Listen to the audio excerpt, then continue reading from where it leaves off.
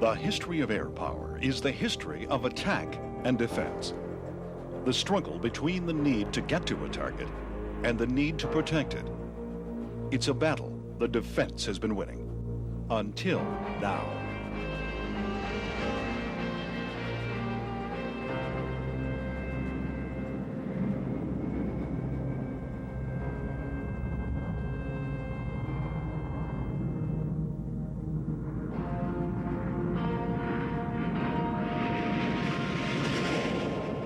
Radar, radio detecting and ranging, changed everything. It was the key to the Royal Air Force winning the Battle of Britain in 1940. It came very close in 1943 to letting the Luftwaffe win the air war over Germany.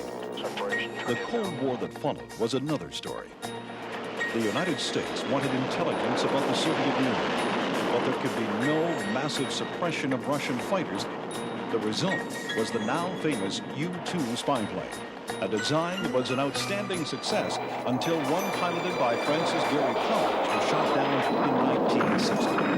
That failed defense led to a redoubled effort to find an offensive solution.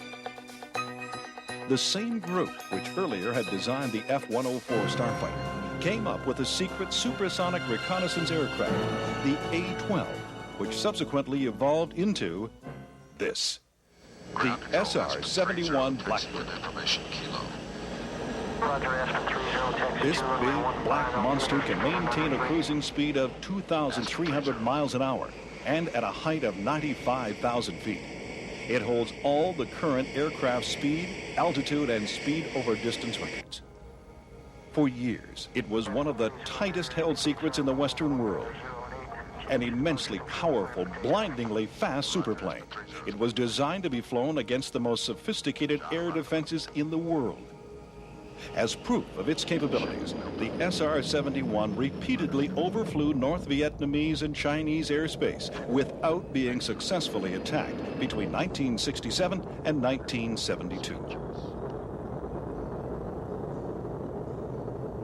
The SR-71 Blackbird flies so high and so fast, it can theoretically only be brought down by the Soviet Union's monstrous Griffin SA-5 surface-to-air missile, traveling at Mach 5, and only then if it uses a nuclear warhead. As it gently bobs on subsonic air, take a close look at the world's fastest airplane. The reason it's so fast is the same reason a Formula One race car is fast. It has an incredibly high power-to-weight ratio. Weight has been kept down by building the SR-71 almost entirely out of titanium, one of the lightest metals on Earth. The strength comes from its two unique Pratt & Whitney engines, each rated at 35,000 pounds of thrust, enough to drive the world's largest ocean tankers. You can see one reason they're unique in the mouth of each engine. The two cone-like objects, or spikes, have a crucial role. Up to about 1,600 miles an hour, each engine acts as a normal turbojet. Then, as the speed increases, they become ramjets, with their afterburner providing practically all the thrust. To do this, the spike is automatically moved forward and back as the speed changes, so the shock wave just hits the leading edge of the inlet, maximizing the amount of ram pressure.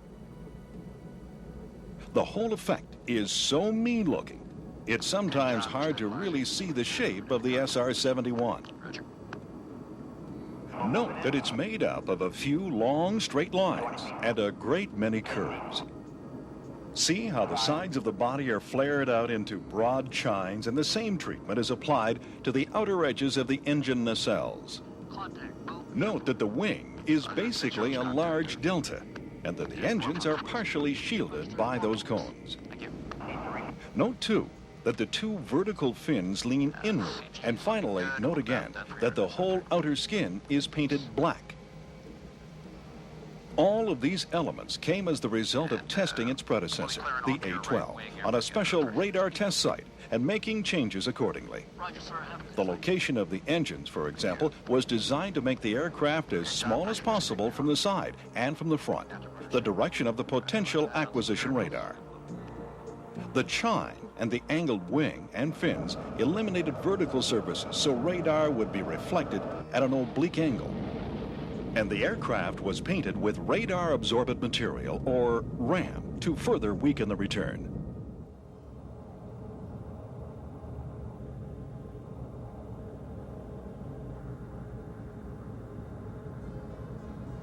Terry approaching Mach 3. Roger that.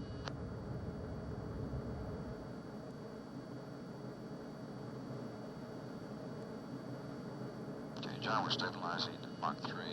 I'm showing 81,400 altitude. And checks.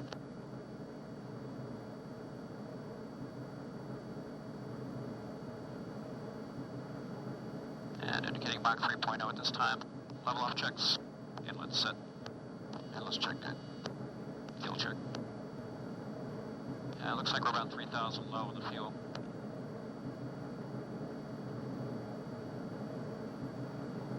Roger that. Okay, this will be a problem. Plan no lower than 2,000 pounds. Let me take a look at the flight plan. I'll be right back with you. Okay. Yeah, we definitely have a problem here, Terry. If we don't improve our situation, we may be in a board. Okay, I'll start see what I can do from this end. Let's take another close look at it as we approach the sensitive area. You bet.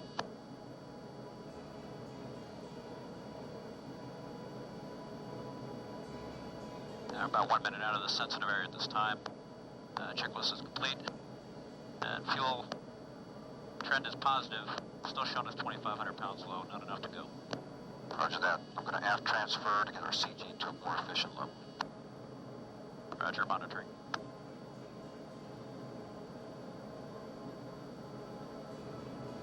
Terry, about 30 seconds to the next turn point.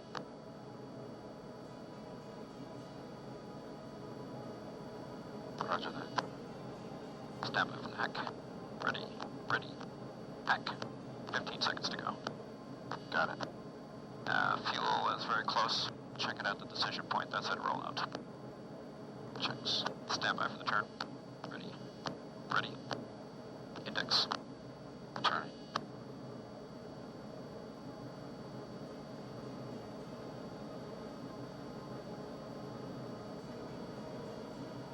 Back ankles look good.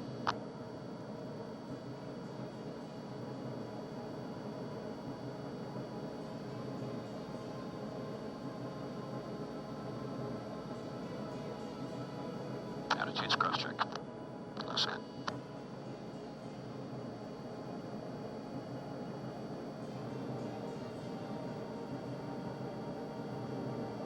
Gentlemen, adjust speed slightly to give you a smoother platform. Roger.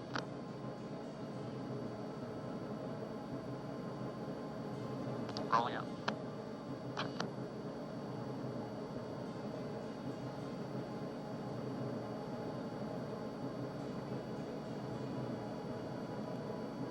At the decision point, rear cockpit, go. Front cockpit's good. Okay, fuel holding at 2,000 low. That's been acceptable. Okay, let's run on the ragged edge. We cannot accept any fuel degradation. Roger. As long as the temps, outside air temperature holds, will be good. Yeah, I think it's gonna work. Stand by for sensor activation. Sensor's coming on now.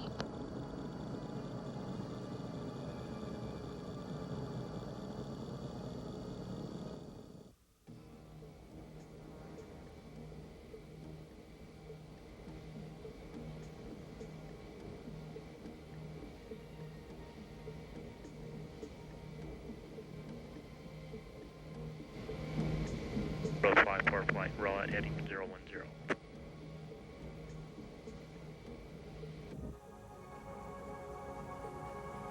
Once passed, the two ramjet engines with their brilliant exhaust and titanium and steel nozzles would present an enormous radar and infrared target.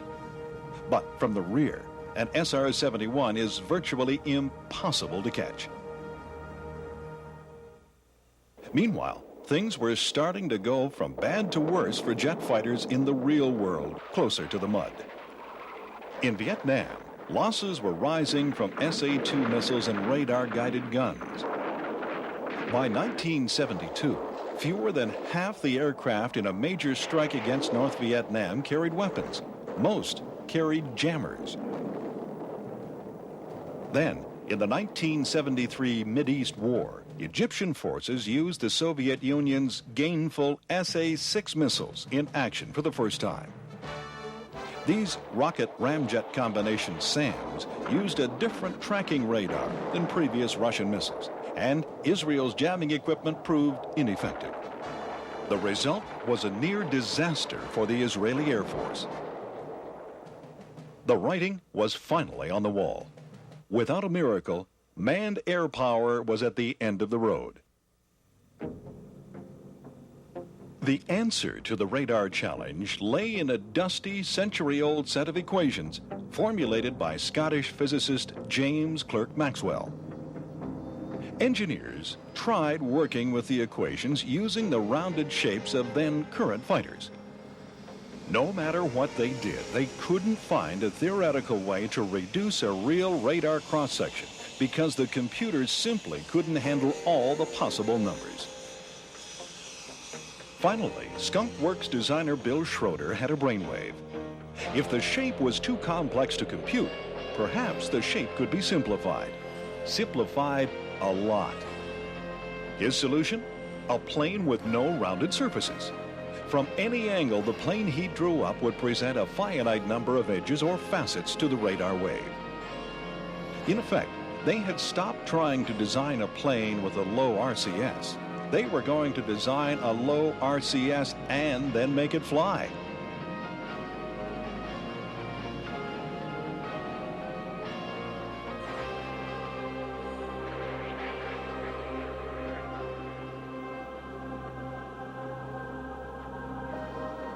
The F117A.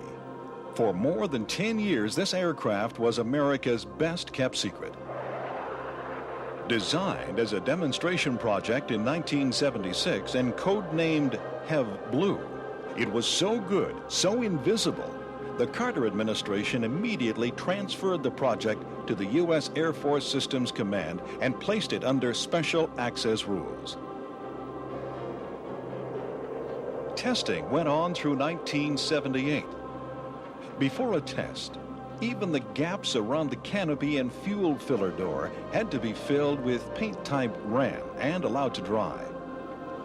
One thing they found out was that every crack and slot mattered. Attention to detail even went so far as designing new screws because conventional slot-headed screws showed up like barn doors. Two more things. 10th Air Base at Tonopah, Nevada. By no coincidence, these squadrons were all night fighter units in World War II. That leaves one big stick right up in the air question. Why on earth is the pilot's compartment so high? You'd know just as soon as you got ready to land. The F-117A comes in nose high, real high. And unlike the Concorde, that nose isn't hinged to get out of the way. The only solution was to put the pilot up higher to make landing possible.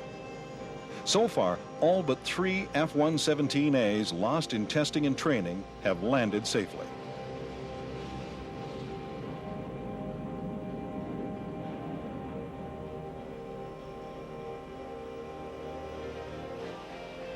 The F-117A, it's almost ghost-like. But there are even stranger craft being tested today at secret air bases throughout the United States.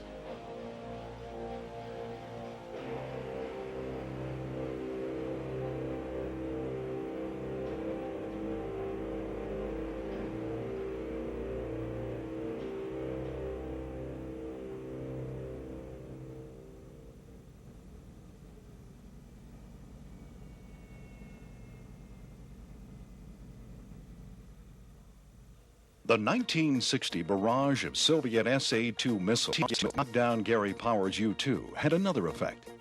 It put the U.S. strategic bomber force of B-52s down on the deck to avoid detection, and it put the various replacement programs for the B-52 into a kind of strategic and financial never-never land. One after another, the alternatives were measured, argued over, and compromised.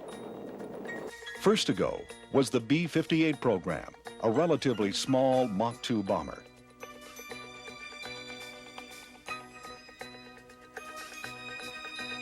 An even more obvious casualty was the B-70 program.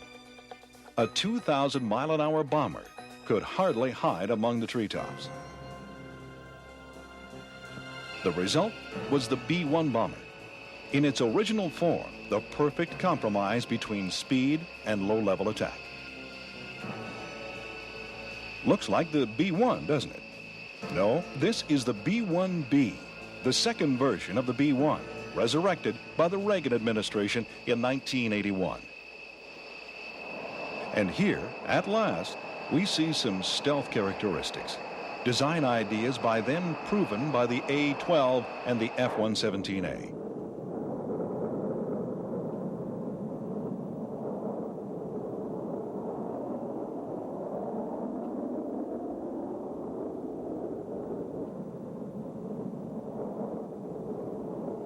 But ironically, two of its basic ideas are now in conflict. The engine intakes almost certainly have made it subsonic, while the swing wings that let it fly low are best kept swept back to reduce its radar cross-section. Beautiful and mixed up, looking curiously like a dinosaur as it crosses the desert at cactus height.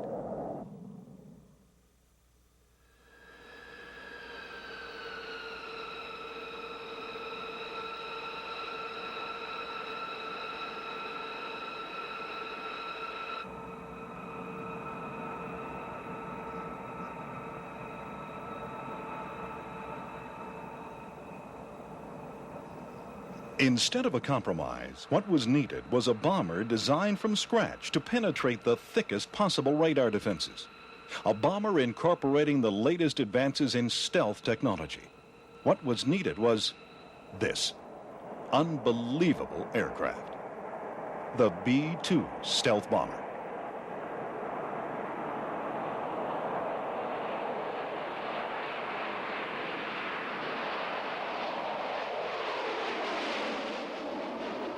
There is no question this is a strange beast.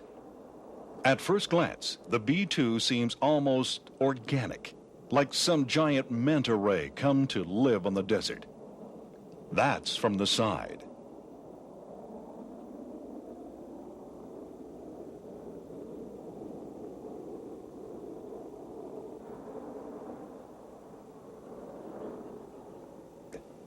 From above or below, it has no curved lines at all, just 12 straight edges, 5 parallel to the front left, 5 to the front right.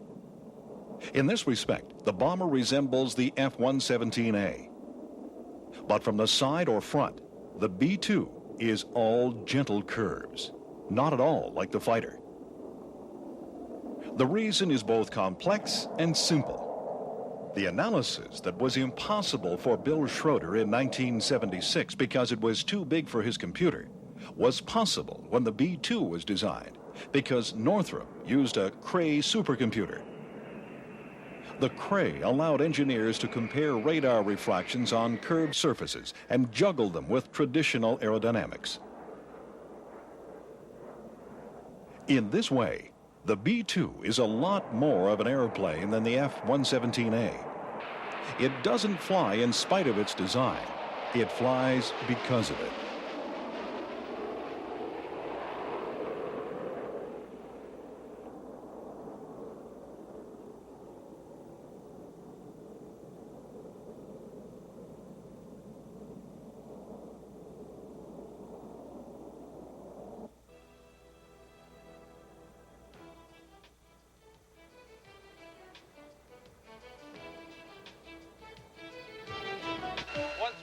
Contact position, 8-4 is ready.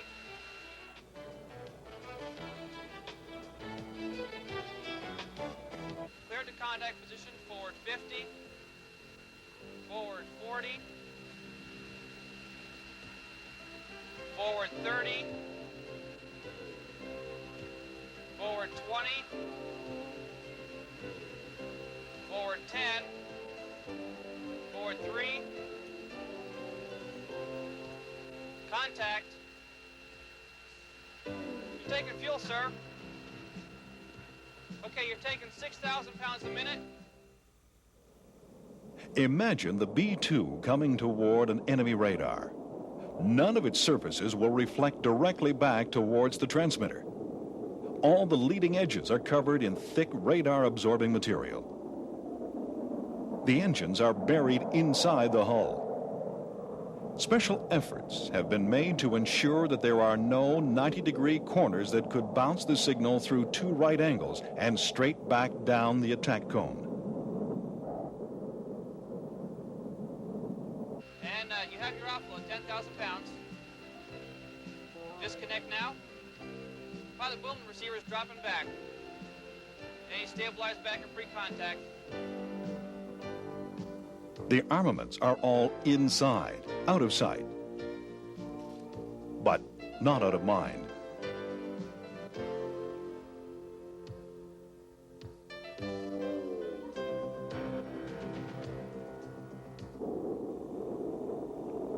This is the plane the Soviet Union feared the most. At one swoop, it put the majority of Soviet radar defenses in the trash can. They had been designed for typical frontal aspect, RCS figures of 10 square meters for fighters, and as much as 1,000 square meters for a strategic bomber like the B-52. They were not designed for a bomber with an RCS of 0.01 square meters.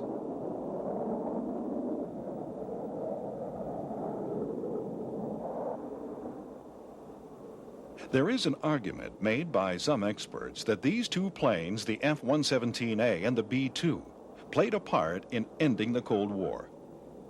The Soviet Union's economy was already stretched to match America's military might when Russia discovered it had a new problem: fighters and bombers that could not be seen and thus could not be stopped. These experts say it was the straw that broke the camel's back. That Russia, in effect, said, Uncle Sam.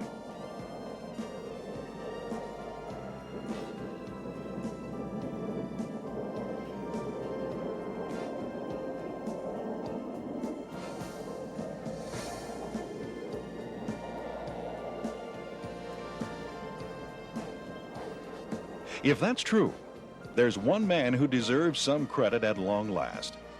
His name is Jack Northrop, the creator of the N9M, the XB-35, and the YB-45, the Flying Wing. It's all in these planes: the thin cross-section, the absence of engine pods or tail fins or rudders, and for the jet-powered YB-45, the low RCS figure. It was his company that kept the dream alive, that nurtured the Flying Wing for 40 years. It's almost uncanny. In fact, it's the most remarkable thing about the entire stealth story, that the B-2 and the YB-49 have exactly the same wingspan, 172 feet. As a mark of respect to this great American, the Air Force granted Jack Northrop a high-level security clearance just before his death in 1981, and told him about the B-2. You were right, Jack.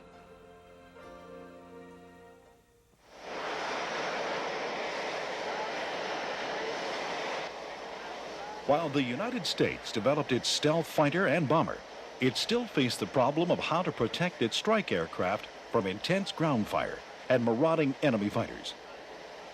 One solution was to build an aircraft that could fight its way to the target alone, bomb with pinpoint accuracy, then fight its way back home. The F-15E dual-role fighter was designed to do just that, and became Tactical Air Command's newest Night Stalker. In the 14 years that have passed since first flight, the F-15 Eagle, built by Mac Air, has dominated the skies of the world as the Air Force's air superiority fighter. And in this role, the Eagle will continue to defend the United States and our allies for many years. This new breed of Eagle, the F-15E, will retain that capability, but it is also designed to strike high-value ground targets in night and in poor weather.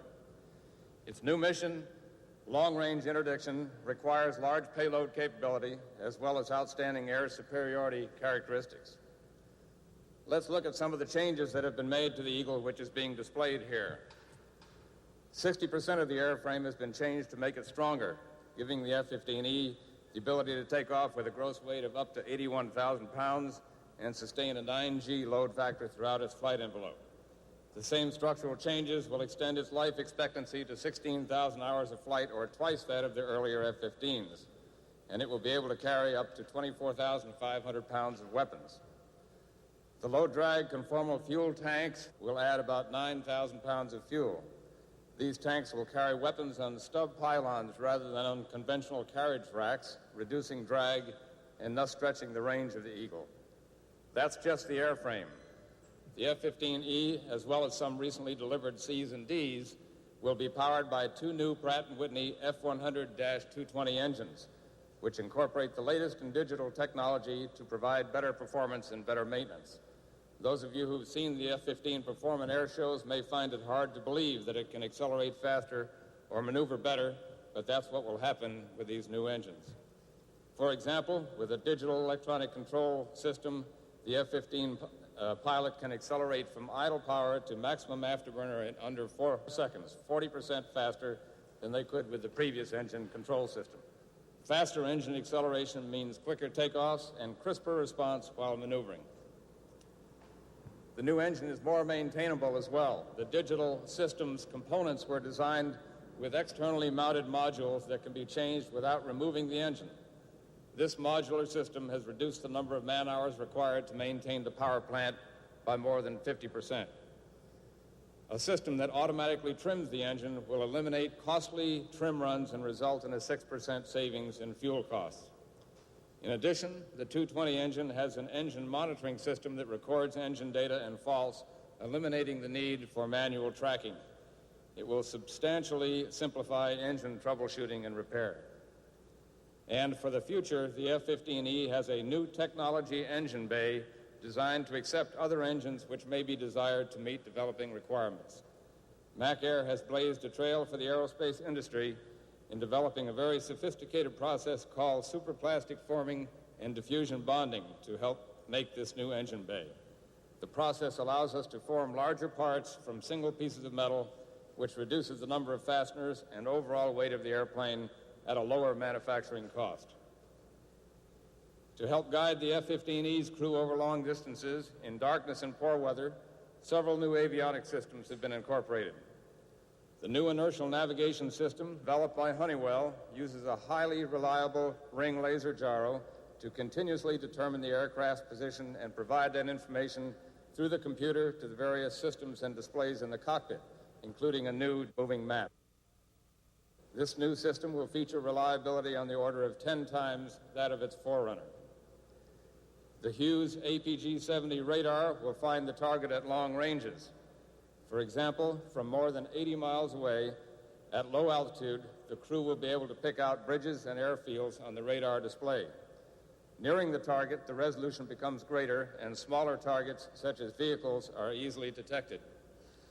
The high-resolution radar is designed to create and freeze the maps during quick sweeps of the target area so that it may be shut down for much of the penetration portion of the mission, thus minimizing the opportunities for detection from enemy defensive systems. The E-model pilot will fly the aircraft with a new digital flight control system created by Lear Sigler. This system will feature an automatic terrain following mode, which will use information from the Lantern radar, and at the pilot's option, control the Eagle without pilot input at low altitude and at high speeds. For increased safety, the system will be triply redundant. The addition of these improvements will enable the F-15E to deliver weapons at night and in poor weather as accurately as today's best attack aircraft can in the daylight. These new systems will be manageable thanks to a complete update of the F-15E pilot's cockpit, but the most important addition to the F-15E is the new rear cockpit designed specifically for a weapons system operator. On 4 cathode ray tubes, the operator can display information from the radar, electronic warfare, or infrared sensors, monitor aircraft or weapons status and possible threats, select targets, and use an electronic moving map to navigate. Two-hand controllers are used to select the new displays and to refine the targeting information.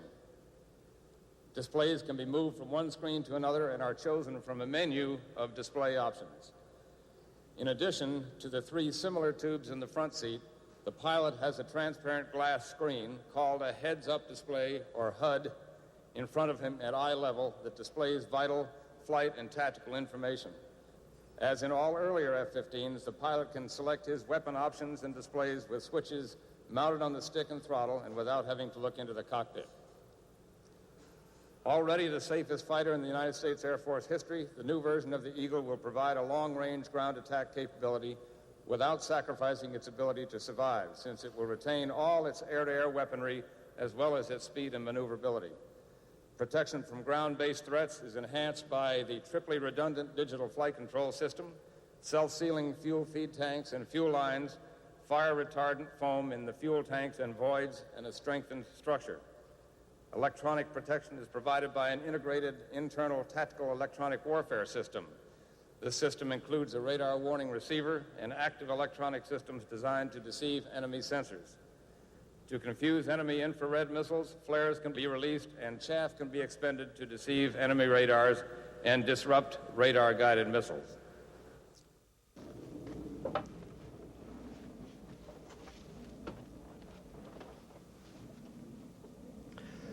Major changes have been made in the F-16C cockpit. These are designed to improve operational capability and flexibility. Directly in front of me is a new wide-angle heads-up display. It provides the pilot with all the flight information and weapons aiming cues he needs to keep his head out of the cockpit and on his target. The new HUD also has a raster capability for displaying a 25-degree field of view of infrared image. With an appropriate sensor, the pilot can navigate and deliver weapons by using the infrared imagery displayed on the HUD. Directly below the HUD is the integrated control panel. It's placed for easy upfront access to the navigation computer, radios, and the forward-looking infrared system. On both sides of this are two independent multifunction displays. They provide weapon and sensor control and large format displays of air-to-air and air-to-surface radar information, various sensor imagery, weapons and stores management data, as well as built-in test data. Prior to flight, all of the mission navigation, communication, and identification data, plus target and weapon information, are loaded onto this cassette. The pilot then inserts the cassette into the console receptacle, and all of the mission information is automatically loaded into the onboard systems. Of course, the pilot can modify that information at any time by using the upfront control panel. As in the F-16A, key controls are arranged so that the pilot, while in combat, can operate with his hands on the stick and throttle. For example, if while navigating or attacking a ground target, the pilot sees an airborne threat, he can switch to an air combat mode, automatically obtain a radar lock, destroy that enemy aircraft with an air-to-air missile or the gun, and then return to the original mode, all without moving his hands from the stick or throttle. Well, now let's get in the air. It's time to see these systems in operation.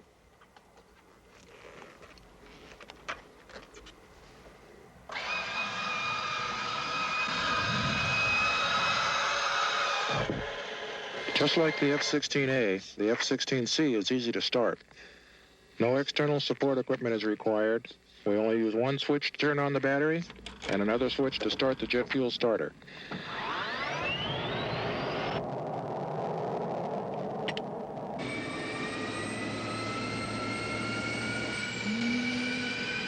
"30 seconds later, the engine is up to idle speed and the pilot begins his pre-flight checks and aligning the inertial navigation set.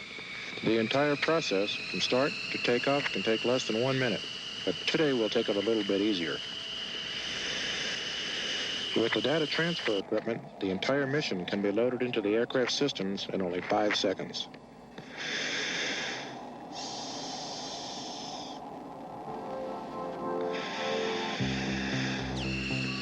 Carswell Tower, Dining 5 for takeoff. Dining 5, Carswell Tower, wind 170 at 10, cleared for takeoff. Dining 5, roger.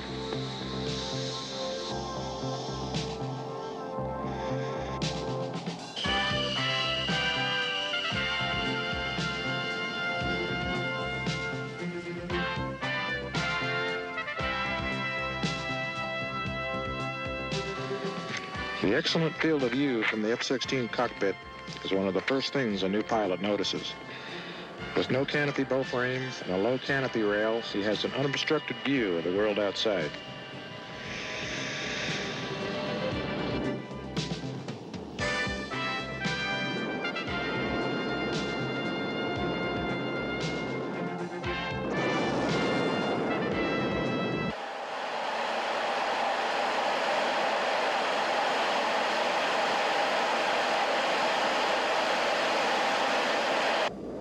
Gypsy 207, contact of 175, 72 miles. Looks like a flight of 2, Angels 10. Close out, cars showing 78 miles. James, close out shows 25 miles separation, turn it down.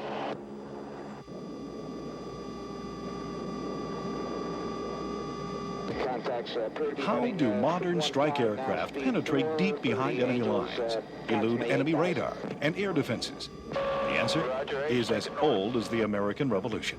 If you don't want to get shot, get behind a tree. This means flying behind the hills, and that means getting low, real low, down in the weeds, at the speed of heat.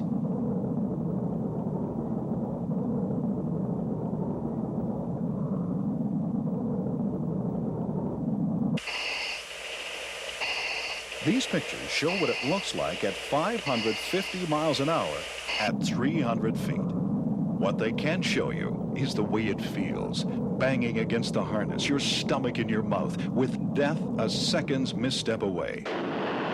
In combat, of course, it wouldn't be this simple. It would be at night.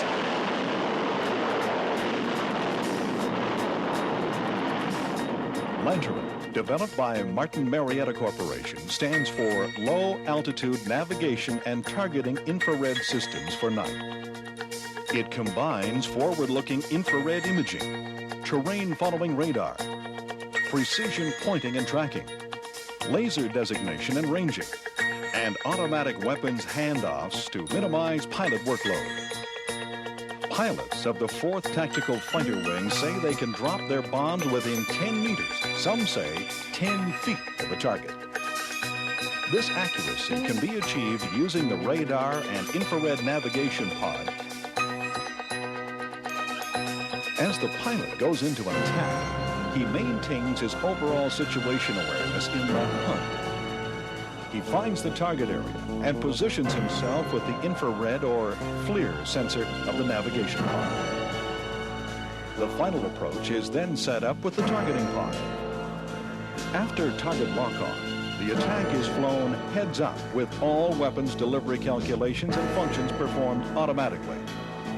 But for all its capabilities, it's really only a stopgap measure. From the moment the RCS number became significant, both the Navy and the Air Force knew they had to have a better solution. The F117A played a part in finding that solution by showing stealth technology could hide an aircraft from hostile radar. But the F117A has none of the high-speed cruise capability of the B-2, none of the complex computer-drawn curves that both vector away incoming radar and cut a clean aerodynamic profile. What was wanted, what was specified, and what has been designed in complete secrecy until now is the next generation of American fighters. The Advanced Tactical Fighter, the ATF. This is the Northrop YF-23A, one of 2 prototypes competing to be the ATF master model, to have the right to take over the leadership of the F-14 Tomcat and F-15 Eagle. The other is the Lockheed Boeing General Dynamics YF-22A. These fighters have been set an almost impossible goal. They must first incorporate the hard-learned lessons of stealth technology to be difficult or impossible for radar to identify. Second, they must be highly maneuverable to out-hustle an opponent like today's high-performance interceptors. Thirdly, they've got to be fast. The requirement is for supersonic cruise speed with military thrust. That means afterburners are out. Their engines simply have to be that much more powerful. Fourthly, the ATF must have an adequate payload, something similar to the F-15's usual armament of 4 Sparrow missiles, 4 Sidewinder missiles, and 940 rounds of 20-millimeter ammunition. And finally, as if invisibility, maneuverability, speed, and strength aren't enough, the ATF will have to have sufficient range for all world theaters. The YF-23A has those qualities because, like a good racehorse gets its genes from its parents, a good jet fighter has to look to its own forebears. In this case, because it comes from Northrop, the YF-23A need look no further than the B-2, also built by Northrop. What role will this fighter play in world affairs beyond the year 2000? What missions, under what authority, will it undertake through what enemy skies? The future is not yet an open book. But when that book is written, when the paramount importance of commanding the high ground has been driven home, yet once again, this stark aircraft will have been one of the major players. The ATFs. Awesome. He's gone. The Lockheed YF-22 prototype flying here, and many of the other aircraft you've seen in this presentation, owe their design and capabilities to one man, Kelly Johnson, a legendary aircraft designer who founded and for more than 30 years led Lockheed's advanced development projects, known as the Skunk Works. The Skunk Works was a small but dedicated team of selected specialists who, under Kelly's leadership, worked on the cutting edge of technology and beyond. Of some 40 aircraft which Kelly brought to life in the Skunk Works, the SR-71 Blackbird was probably his greatest achievement. This presentation is dedicated to his memory.